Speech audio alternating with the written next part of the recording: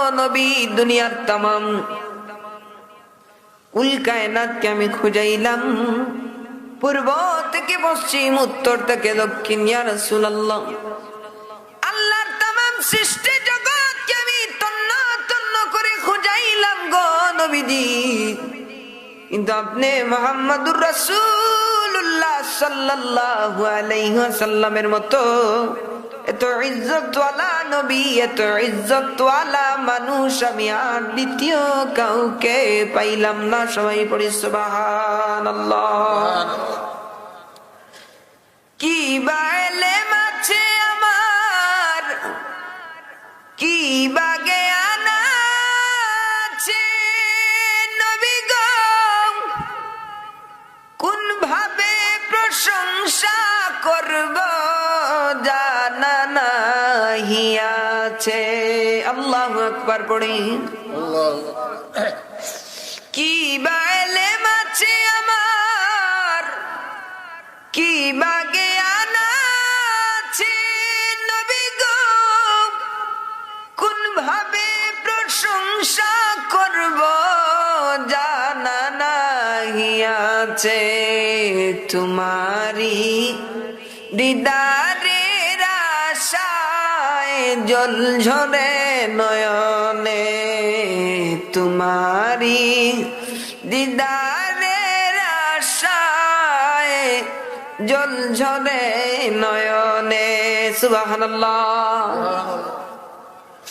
আল্লাহ বলছে তোমায় মানলে মানা হবে তারে নবী গো, 5 পারার 9 পৃষ্ঠায় দলিল কোরআনের ভিতরে।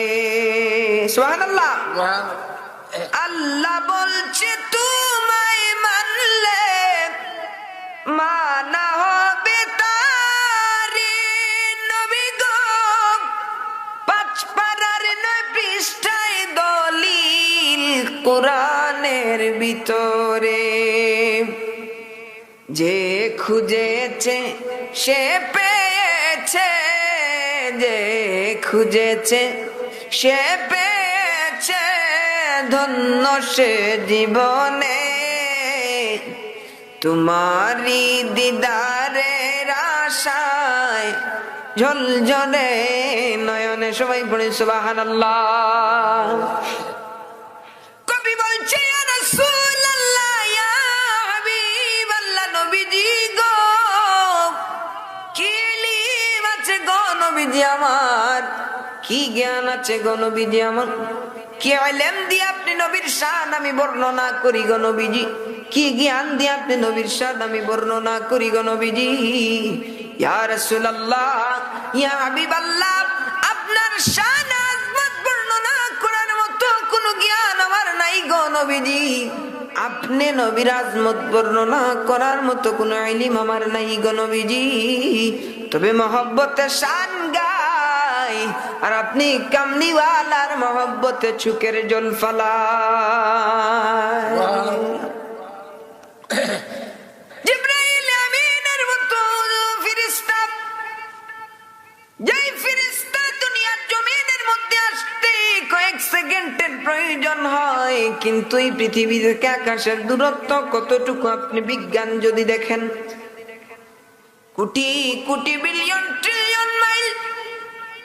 একজন মানুষ যদি 1000 বার জন্মায়, 1000 বার একজন মানুষ যদি জন্মায়, ওই মানুষ যদি পাখা আল্লাহ রাব্বুল আলামিন দেন এবং 1000 বার জন্মায় এবং মৃত্যুবরণ করে আর আকাশের মধ্যে যাইবার জন্য উড়াল দিতে থাকে, সে 1000 বার মৃত্যুবরণ করবে, 1000 বার আবার জন্মগ্রহণ করবে, কিন্তু আকাশ অতিক্রম করা তার পক্ষে সম্ভব হবে না। পড়ি সুবহানাল্লাহ।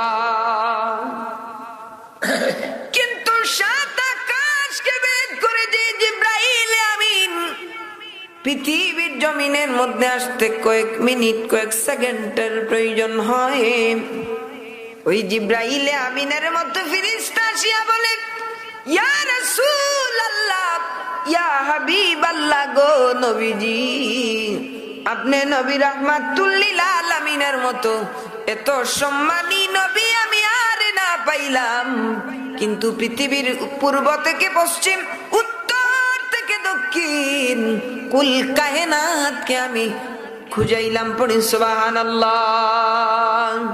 কি বা এলেম আছে আমার, কি বা জ্ঞান আছে নবী গো, কোন ভাবে প্রশংসা করব জানা নাহি আছে।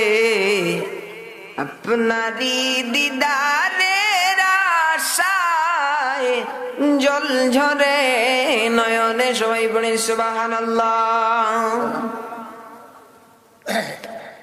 হযরত আব্দুল্লাহ ইবনে আব্বাস রাদিয়াল্লাহু তাআলা আনহু নবীজির আজমত বর্ণনা করতেছেন। একজন মানুষ উঠে বলল, আব্দুল্লাহ ইবনে আব্বাস, আল্লাহর নবী রাহমাতুল লিল আলামিন যে, আল্লাহর নবী রাহমাতুল লিল আলামিনকে যে আল্লাহ রাব্বুল আলামিন ইজ্জতি বানাইলেন তার প্রমাণ কি? তিনি বললেন যে পরওয়ারদিগারে আলম এক একজন নবীকে তাদের নির্দিষ্ট কওমের মধ্যে আল্লাহ পাঠিয়েছেন, তাদের স্বজাতির জন্য আল্লাহ রাব্বুল আলামিন পাঠিয়েছেন। কিন্তু আখেরি জামানার পয়গম্বর রাহমাতুল লিল আলামিন কি আল্লাহ রাব্বুল আলামিন ওয়ামা আরসালনাকা ইল্লা কাফাতাল লিন্নাসি বাশীরাও ওয়া নাযীরা।